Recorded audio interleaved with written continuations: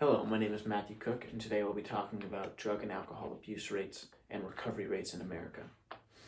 Tens of millions of Americans will use drugs or alcohol abusively at some point in their lives. That does not mean once. That means on a consistent basis affecting their lives. And that does not mean that each of them is an alcoholic or a drug addict, but they can show the same symptoms. With the efforts to recover being so difficult, it seems that drug and alcohol problems has fallen from proper attention. Many do not know what they are seeing in their loved ones, and even more, they do not know what their options are for help. The reason I speak on this subject is because I have been recovered for 5 years. My sobriety date is February 6th of 2015. Today I will look at abuse rates, signs of abuse, and the routes to recovery as well as what those look like. First, let's look at how common drug and alcohol abuse really is.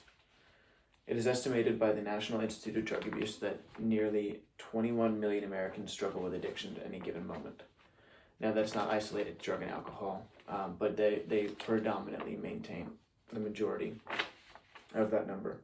Then now that is about 16% of our population at 327 million, meaning roughly 32 in every 200 or 3 in every 20 to make it really simple, because I'm sure all of you can think of about 20 people that you know. Now that number may be kind of shocking, as it can be. How can it be common all around you without you knowing? The image of what an addict or an alcoholic looks like is normally framed in the extremes in our mind, when in reality it hides a lot better than that. With establishing how common it is, I'm sure a number of you are now thinking of potential people in your lives that you know that could be showing some symptoms. So let's talk about what those look like and how to properly identify. Primarily, the difficulty that comes in with identifying addicts is how well they want to hide it. The majority of them live in denial of their problem and are convinced that they can't be like that because of this or because of that. They're going to always point to something that shows, oh, well, I'm not like that, so I'm fine. And even if they are kind of aware of how their life isn't working out, they're still going to hide it from you because they want to change it even less. The idea of fixing everything sounds way more daunting than continuing on as it is. And when worse comes to worse, it's not, and they don't have anything to say, then it's just none of your damn business. Early on, they begin hiding their behavior and setting up systems to do what they want. So progressively, as the problem becomes bigger and bigger, requiring more and more manipulation, they adapt slowly with it. It is not an overnight change into this person, but you will reflect in time, feeling as if the person you're dealing with currently is not who you initially met. Another reason that the addict flies under the radar is that no one wants to believe that themselves or a loved one is an addict. I mean, we all learn that drug addict means sticking a needle in your arm under a bridge, right? That's not what I'm doing. They will point to their materialistic accomplishments as proof. I have this prestigious job. I have these nice things. I don't go to work drunk or high. But eventually most of them will lose these things they hold onto as their proof. Never a matter of if, only a matter of when. When it comes to the loved one's perspective, they will look for the good, the pain in their eyes when they are confronted with the impact of a bad bender, the seemingly genuine promises to stop following by no change in behavior. They really do mean it, but they cannot control it anymore. It is easier to believe the lies as well, but it warps them as they continue to be proved wrong. Doubt and fear invades their life just as much as it does the addict. So now that we have just how big the problem is and what it looks like, what can we do about it? I will primarily talk about the 12-step approach provided as Alcoholics Anonymous and Narcotics Anonymous, as that is the approach that I have taken and therefore am most educated in. The programs of AA and NA follow what is referred to as the 12-step approach that aims to achieve what is called a spiritual awakening, accompanied by a total change in perspective of life. The breakdown of the steps basically accomplishes a total change of living with 4 major parts. The first is making it clear to the alcoholic they are completely powerless of mind-changing chemicals. This includes marijuana and leaves no exceptions, and that the only power that can help them is turning it over to their way of living, letting go of that process through it. That is steps 1 through 3. The second part combs through their past and figures out every one of their defects and self-destructive systems.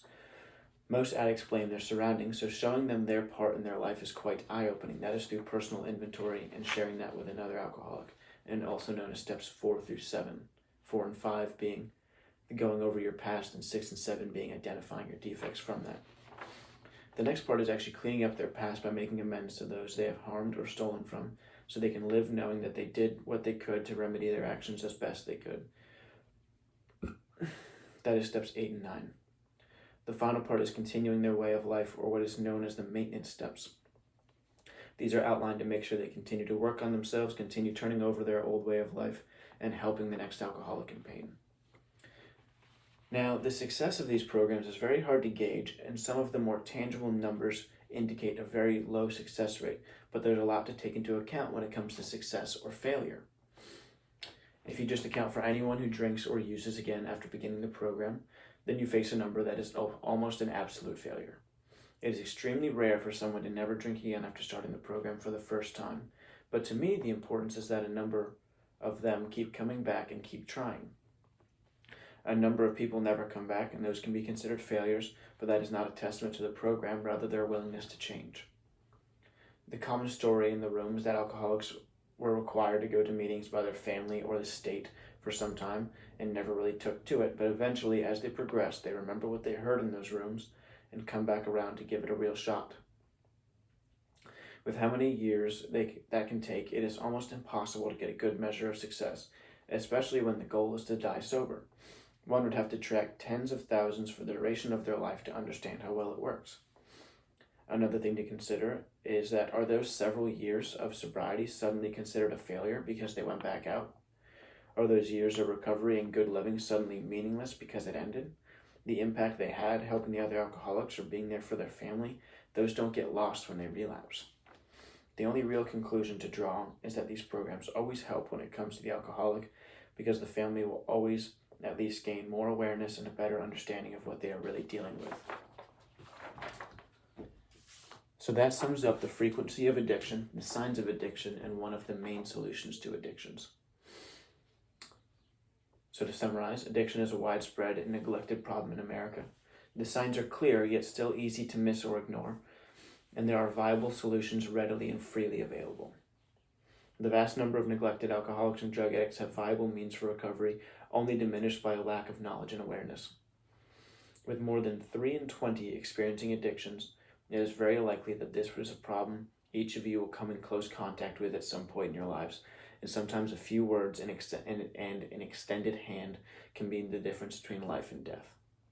I would like to finish by saying that I chose this topic because I have first-hand experience in both of these roles I have primarily talked about.